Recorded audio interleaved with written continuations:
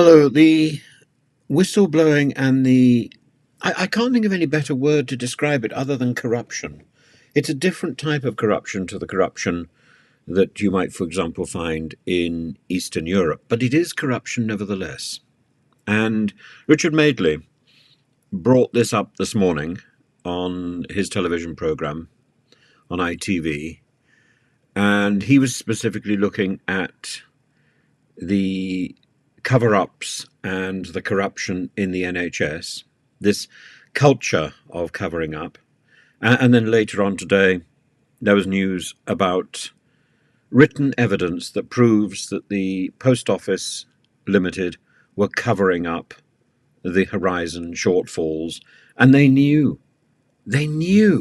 But this obsession with the reputation of the company was more important than the welfare, the well-being, the prestige, the reputation of the individuals that the company was determined to hang out, who had done nothing wrong, who were innocent.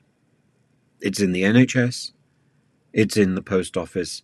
I suspect it's in other major institutions across the UK, because we've got into a habit of thinking that the institution is more important than the individual. And the Health Service Ombudsman was on television this morning, Rob Berens, only a few days before he resigns, before his job is over. And he talks about people being too afraid to speak out. He's been 7 years in the job. He's seen too much evidence of corruption, of suppression. Also on the programme this morning was Tanya Einam, whose baby Ashton was stillborn because he didn't receive the adequate care that should have been available at the East Kent Hospital Trust. And she knew there was something wrong. This is one more in the 11,000 avoidable deaths. And it sort of goes on and on and on.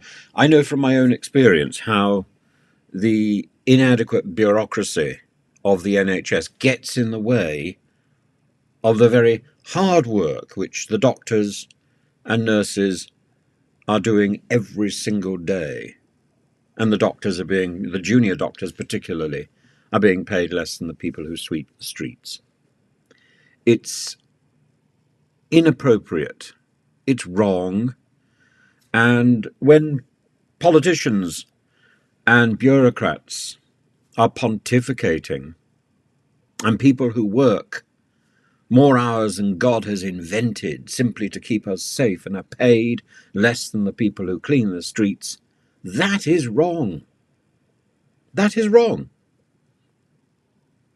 And when these same bureaucrats are responsible for error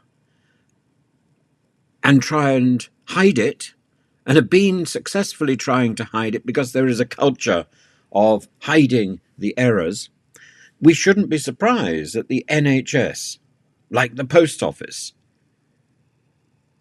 has lost trust. And most people are not confident that they will get good service in the NHS. I'm not. For the last few weeks, I've been running around the place trying to work out what to do with my arm, because I've got real pain with repetitive strain and various other things. Can I get an appointment? Can I? Hell. And so I've invented my own physiotherapy sessions. And I don't know whether it's really doing enough good. But I'm not going to get the help from the National Health Service.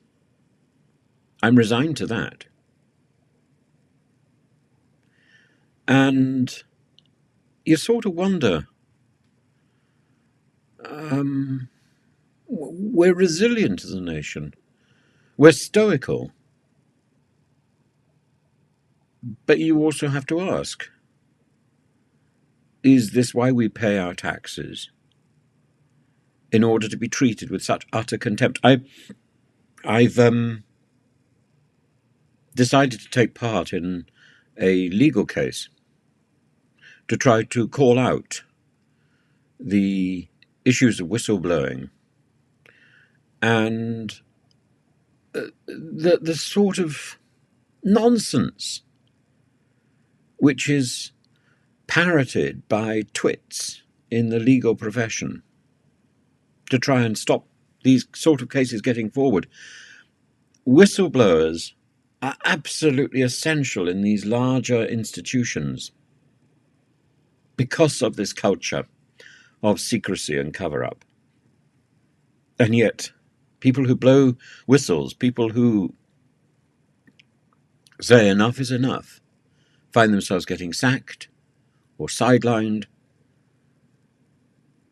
or compromised. And on the subject of compromising, the word compromat is a Russian word, and you look around the heads of the various institutions and you think, how did you get your job? Maybe because somebody's got compromat on them. Maybe because somebody feels that this is someone that they can manipulate, that this is somebody who will be under their thumb. And that it's the culture of compromat and compromise and control, the 3 C's. And then you've got denial, deflect. And there is another D, I can't remember what that is, but that's something that was coined by Jeremy Hunt, apparently. And that's for the NHS.